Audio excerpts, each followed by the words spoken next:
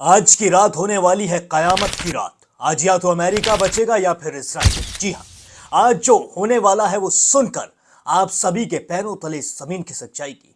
आप ये सोचने पर मजबूर हो जाएंगे कि ये जंग आखिर इतनी ज्यादा खतरनाक आज हो कैसे गई।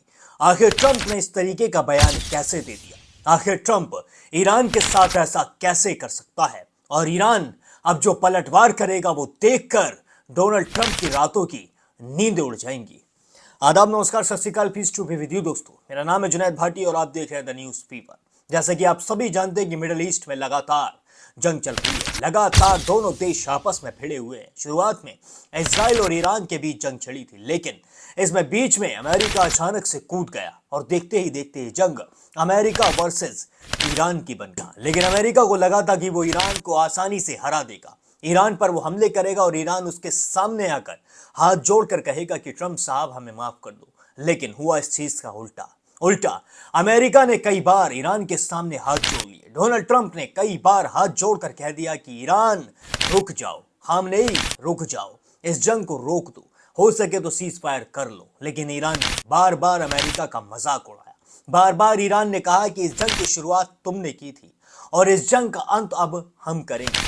तुम्हारे कहने से जंग शुरू तो हो गई, लेकिन तुम्हारे कहने से ये जंग खत्म हम नहीं होने देंगे। जी हाँ, अली खामनेई को मौत के घाट उतारने के बाद, अली खामनेई की शहादत के बाद ईरान पूरी तरीके से उबल पड़ा। जो अली खामनेई के बेटे हैं मुज्तबा अली खामनेई, उन्होंने अपने हाथ में सत्ता ली और फिर लगातार हमले करने शुरू कर दिए।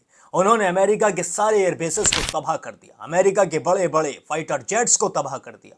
जिन फाइटर जेट की अमेरिका दाद देता नजर आता है, जिन पर अमेरिका हुरूर करता है, उन सभी को एक तरीके से निस्ते नाबूद कर दिया। अमेरिका ने जब ये सब देखा और पूरी दुनिया ने इसे होते हुए देखा, तो फिर अमेरिका की अकल ठिकाने आ गई।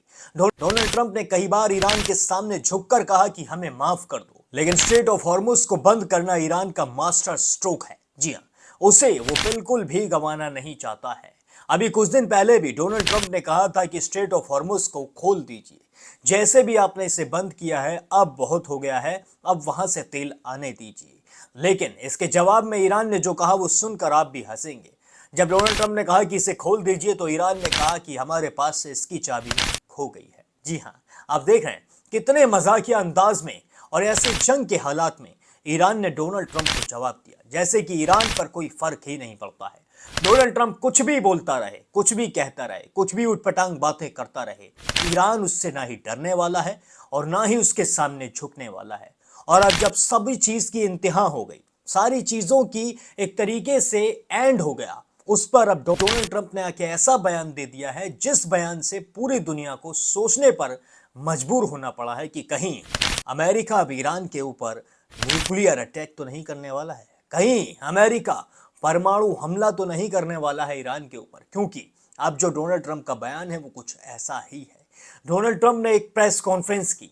इस प्रेस कॉन्फ्रेंस के दौरान ट्रंप ने कहा कि हम चाहें तो ईरान को 4 घंटे के अंदर अंदर नक्शे से मिटा सकते हैं, और ऐसा हम करने वाले हैं। जी हाँ, ये भी कहा है कि डोनाल्ड ट्रंप ने आज की रात हम इस चीज को अंजाम भी देने वाले हैं। आज 7 अप्रैल है जब आप ये वीडियो देख रहे हैं, और आज की रात ही डोनाल्ड ट्रंप ने कहा है कि हम ऐसा हमला करेंगे जिससे ईरान तबाह हो जाएगा, ईरान इस नक्शे से मिट जाएगा। जी हाँ, डोनाल्ड ट्रंप ने अपनी प्रेस कॉन्फ्रेंस में बहुत बड़ी बड़ी बातें कही हैं। डोनाल्ड ट्रंप ने यह भी कहा है कि अगर अमेरिका चाहे तो ईरान को पूरी तरीके से खत्म भी कर सकता है, और अगर ईरान पर अमेरिका ने लगातार अपनी तरीके से हमले कर दिए, जोर शोर से आज की रात हमले किए, तो फिर ईरान को दोबारा से उठने में कम से कम 100 साल लग जाएंगे।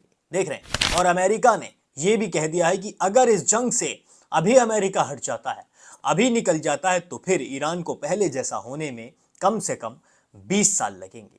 और डोनाल्ड ट्रंप ने एक और बहुत बड़ी बात इस प्रेस कॉन्फ्रेंस के अंदर कही है। डोनाल्ड ट्रंप ने कहा है कि हमने ये जंग सिर्फ और सिर्फ इसलिए स्टार्ट की थी क्योंकि ईरान न्यूक्लियर बम ना बना पाए, ईरान अपना न्यूक्लियर निरीक्षण ना कर पाए। लेकिन इसके पीछे जो वजह है जंग के पीछे, वो न्यूक्लियर बम नहीं दिखाई दे रही है।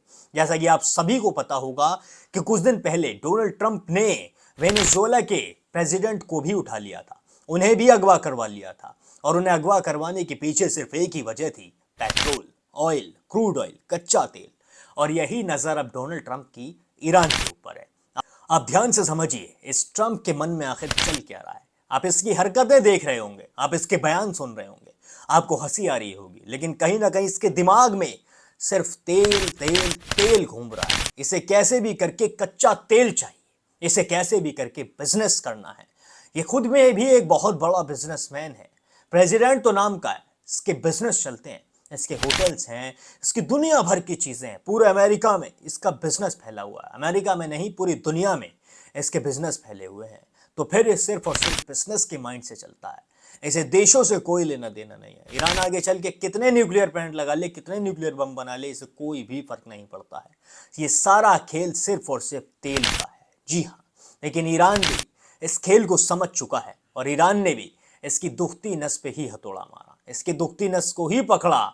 उसने भी स्ट्रेट ऑफ हॉर्मुज़ ही बंद किया, जहां से कम 70 से 80% पूरी दुनिया का तेल जाता है। उसी रास्ते को पूरी तरीके से ब्लॉक कर दिया और इसी के बाद से पूरी तरीके से डोनाल्ड ट्रंप खिसिया गया। ईरान की जो चाल है वो कामयाब हुई। डोनाल्ड ट्रंप ने कई बार हमले करने चाहे, लेकिन डोनाल्ड ट्रंप फेल हुआ।